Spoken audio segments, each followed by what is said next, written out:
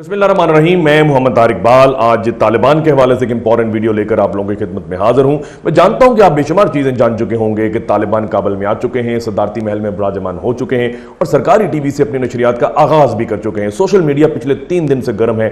काबुल और Taliban top trends बन चुके हैं, लाखों ट्वीट्स हो चुकी हैं, आप पढ़ चुके होंगे, बेशुमार क्लिप्स आप देख चुके होंगे। एक वीडियो क्लिप बड़ी तेजी के साथ गर्दिश कर रहा है जिसमें जनरल हमीद गुल साहब ये कह रहे हैं एक वक्त आएगा जब ये कहा जाएगा, मुबारक ये लिखेगा कि पाकिस्तान ने अफगानिस्तान में अमेरिका की मदद से ही अमेरिका को शिकस्त दे दी। और लोग अपने अपने जहन के मुताबिक ट्वीट्स कर रहे हैं, क्लिप्स शेयर कर रहे हैं। एक और क्लिप जो है वो बड़ी तेजी के साथ गर्दिश कर रहा है जिसमें दिखाया जा रहा है 2 तस्वीर को सामने रखकर कि आज से 40 साल पहले वियतनाम से भी अमेरिका जलील होकर निकला और साइगोन में जहां उनकी एम्बेसी थी तो उस एम्बेसी की छत पर अमेरिकी खड़े हैं, सोल्जर्स खड़े हैं, कॉन्ट्रैक्टर्स खड़े हैं, सिविलियंस खड़े हैं और वहां से फरार होने की कोशिश कर रहे हैं। और आज वो अफगानिस्तान से भी फरार होने की कोशिश कर रहे हैं। लेकिन इसके साथ साथ एक और थ्योरी बड़ी गर्दिश कर रही है, लोग डिबेट कर रहे हैं, बात कर रहे हैं, सवाल उठा रहे हैं कि जब तालिबान काबुल में आते हैं या दीगर डिस्ट्रिक्ट्स में आते हैं तो गोली चले बगैर वहां पर दाखिल होते हैं और कोई कश्त खून किए बगैर। तो ये कहा जाता है कि जी इंटरनेशनल प्लेयर्स जो हैं वो भी शामिल हैं और उनकी कॉन्सेंट से सब कुछ हो रहा है। और कुछ अरसे के बाद ये बात सामने आएगी, अया होगी कि इसमें कौन कौन से ममालिक शामिल हैं। और अशरफ गनी भी कहा जाता है कि इस प्लान का हिस्सा है। पता नहीं वो कहाँ जा चुके हैं, जिस मुल्क में जाने की खबर देते हैं, जो आगे मुल्क है वो तरदीद कर देते हैं। लेकिन इंडिया के हमेशा से बड़े करीब रहे हैं अफगानिस्तान के लोग जो हैं और अशरफ गनी के भी बड़े अच्छे मरासम हैं और हो सकता है वो इंडिया चले गए हों, भाग चुके हों। तो 2 सवालात बड़े इंपॉर्टेंट हैं जो मैंने 2 वीडियोस में आप लोगों के सामने रखने हैं, डिस्कस करने हैं। पहला सवाल यह है कि जब तालिबान अब आ चुके हैं, अब एक थ्योरी गर्दिश कर रही है कि या वो वही तालिबान है जो 96 में जब काबुल में आए थे और एक कश्त खून और एक जुल्म इस्तबदाद का बाजार उन्होंने गर्म किया था। मिथ है या कहानी है या जो भी है, फैक्ट है, ये बात कही जाती है।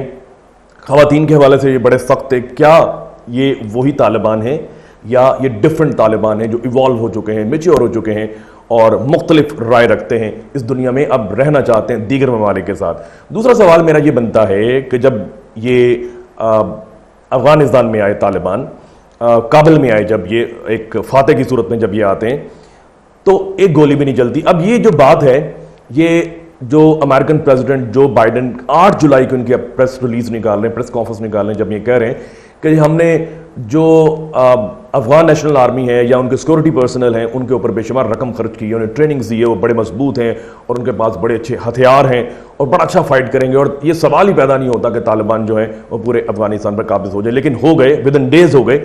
तो अब ये क्या हुआ, कौन सी ऐसी मिलिट्री टैक्टिक्स थे जो तालिबान ने पिछले 2 साल में इस्तेमाल की जिसकी वजह से आज वो बगैर गोली चलाए अफगानिस्तान में हुकूमत करने जा रहे हैं। तो वो मिलिट्री स्ट्रैटेजीज जो है वो हम डिस्कस करेंगे, लेकिन वो दूसरी वीडियो में। आइए अब हम डिस्कस करते हैं कि या वही तालिबान है सख्त गिर, सख्त मौक़िफ़ अपनाए हुए, या ये डिफरेंट हो चुके हैं, मैच्योर हो चुके हैं या इवॉल्व हो चुके हैं। इस दुनिया में रहने के कुछ असूल हैं। आपको माशी ताल्लुकात बनाने पड़ते हैं, आपको तजारती ताल्लुकात दीगर ममालिक के साथ इस्तेवार करने पड़ते हैं, संवारने पड़ते हैं, आपको सियासी ताल्लुकात भी बनाने होते हैं दीगर ममालिक के साथ और डिप्लोमेटिक रिलेशंस इस्टाब्लिश करने होते हैं।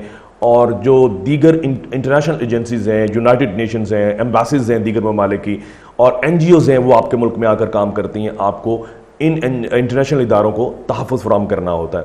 अब सवाल ये पैदा होता है कि तालिबान ये सब कुछ करेंगे और ख़वातीन के हवाले से इनका क्या मौक़िफ़ है, ये भी देखते हैं। तालिबान के स्पोक्स पर्सन सुहेल शाहीन बेशुमार इंटरनेशनल जरीदों को इंटरव्यू देते हुए कह चुके हैं कि अफगानिस्तान की खवातीन या लड़कियां अगर घरों से बाहर निकल तालीम हासिल करना चाहती हैं या काम करना चाहती हैं तो हमारी तरफ से इन्हें इजाज़त है, कोई स्पीड ब्रेकर्स इनके रास्ते में नहीं आएंगे। एक तो ये बात मैच्योरिटी है इनकी। दूसरी बात, इनके कोई ग्लोबल डिज़ाइंस नहीं, जो कहा जाता था कि 96 में जब ये आए थे ग्लोबल डिज़ाइंस थे इनके कि हम शरीयत का निज़ाम पूरी दुनिया पर अप्लाई करना चाहते हैं। अब इनका ये कहना है, बार बार इनका ये कहना है कि हमारी जो बाउंड्री है वो सिर्फ अफगानिस्तान है, इसके बाहर हम नहीं जाएंगे। इसके बाद जब मुआशी ताल्लुकात की बात की जाती है तो ये इनका एक डेलीगेशन जो है कुछ माह पहले चाइना में जाता है और चाइना को कहता है कि आपके तामीर नौ के जो मंसूबे हैं, जो मैं समझता हूँ कि वाज़ेह इशारा था बेल्ट एंड रोड इनिशिएटिव की तरफ, वो आप एक्सटेंड करें, अफगानिस्तान में भी लेके आए ताकि अफगानिस्तान के लोग भी माशी तरक्की के समरात को देख सकें। उसके बाद इनके किसी टेरर आउटफिट से भी अब ताल्लुकात नहीं है। दाश से ये बिल्कुल इनकी लड़ाई चल रही है और दाश से बिल्कुल कट ऑफ है ये, और अलकायदा से अब इनके कोई ताल्लुकात नहीं। उसामा बिन लादेन जो है वो जा चुके हैं और अब ये तने तनहा अपने तौर पर ये अफगानिस्तान में रहना चाहते हैं। और एक और बड़ी इंपॉर्टेंट बात, जब आप डिप्लोमेटिक रिलेशन कायम करते हैं तो इनका डेलीगेशन कुछ माह पहले जब रशिया में जाता है तो वहां जाकर एक बड़ी इंपॉर्टेंट पॉलिसी स्टेटमेंट देता है, वो ये कि हम चाहते हैं कि अफगानिस्तान की सरजमीन किसी प्रॉक्सी वॉर के लिए इस्तेमाल ना हो, और हम ये भी चाहते हैं कि कोई मुल्क जो है, जो रीजनल है या दूर दराज हमारे बैठा है, वो हमारे मामलात में मुदाखलत ना करे। ये एक बड़ी अच्छी स्टेटमेंट थी। उसके बाद आपने देखा कि एक सख्त गिर इनका रवैया था कि जी जब कैमरा सामने आता था ये मुंह फेर लेते थे। आज से 25 साल पहले की बात है, तो कैमरा इनकी बैक पे होता था और वो वीडियो बनाता था, तब ये इंटरव्यू देते थे। अब सामने आ रहे हैं, अब सरकारी टीवी में आप देख चुके हैं, इनकी शक्लें देख चुके हैं, सामने आकर ये बातचीत कर रहे हैं, तो मैच्योर हो चुके हैं, तब्दील हो चुके हैं, मॉडरेट हो चुके हैं, सोशल मीडिया के ऊपर बैठे हुए हैं, ट्विटर अकाउंट्स चला रहे हैं, फेसबुक अकाउंट्स चला रहे हैं, लोगों से बातचीत कर रहे हैं, गपशप लगा रहे हैं। और कल मैंने 2-3 चीज़ें देखी कि जब ये बातचीत कर रहे हैं, लोगों से घुल मिल रहे हैं लोगों के अंदर, तो कुछ खवातीन वहाँ पर इंटरव्यूज़ इनका ले रही हैं और इनके सामने हैं, तो वो उन्हें इजाज़त है लेकिन हिजाब में। फिर कुछ ऐसे लोग भी इनके साथ आते हैं, तस्वीर इनके साथ उतारते हैं जो कि क्लीन शेवन है और उनके साथ खड़े हैं, उनको भी ये इनके साथ अकोमोडेट होते हैं। तो ये एक बड़ी इंपॉर्टेंट डेवलपमेंट है। और उसके बाद सबसे इंपॉर्टेंट डेवलपमेंट ये है जो इनकी मैच्योरिटी को शो करती है कि ये जब 3 दिन पहले काबुल में दाखिल होते हैं तो ये एक तवक्को थी, एंटिसिपेशन थी कि अब कश्तो खून होगा, अपने मुखालफिन को चुन चुन कर मारेंगे और कत्ल करेंगे, लेकिन ऐसा नहीं हुआ। इन्होंने कहा जी हम आम माफ़ी का ऐलान करते हैं और किसी किस्म का कोई इंतकाम नहीं लेंगे उन लोगों से भी जिन्होंने इन पर जुल्म और इस्तबदाद के पहाड़ तोड़ डाले। फिर काबुल एयरपोर्ट को काम करने की इजाज़त दे दी। इन्होंने कहा जी किसी किस्म का कोई किसी पर इंतकाम नहीं लेंगे, और अगर ये लोग शहर को छोड़ कर जाना चाहते हैं तो ये जा सकते हैं, इनको महफूज रास्ता दिया जाएगा, और हम अपने जंगजुओं को कहते हैं किसी के घर में इन्होंने दाखिल नहीं होना।